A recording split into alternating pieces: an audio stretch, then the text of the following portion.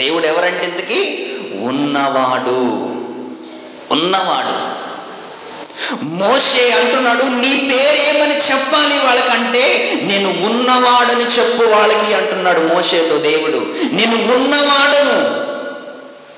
ఎంతకాలం నుంచి ఉన్నాడు దేవుడు తెలియదు, ఎంతకాలం నుంచి ఉన్నాడో మనకు తెలియదు. నేను ఉన్నవాడను అని చెప్పమంటున్నాడు.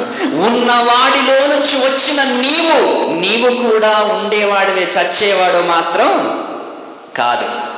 ఉంటే పరలోకంలోనైనా ఉండాలి, రెండవది నరకములోనైనా ఉండాలి. నీకు చావే లేదు.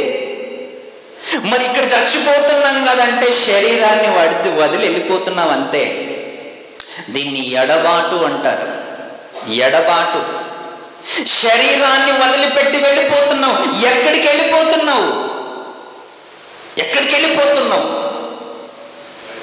ఈ భూమి మీద నీకు ఇవ్వబడిన శరీరాన్ని విడిచిపెట్టి వెళ్ళిపోతున్నావు కదా. ఎక్కడికి వెళ్ళిపోతున్నావు అంటే నీకు చావు లేదు. నీకు చావు లేదు కాబట్టి నీవు నరకము నుంచి తప్పించబడాలి అంటే నీ ఆత్మను రక్షించుటకు శక్తి గల వాక్యాన్ని సాత్వికముతో అంగీకరించాలి.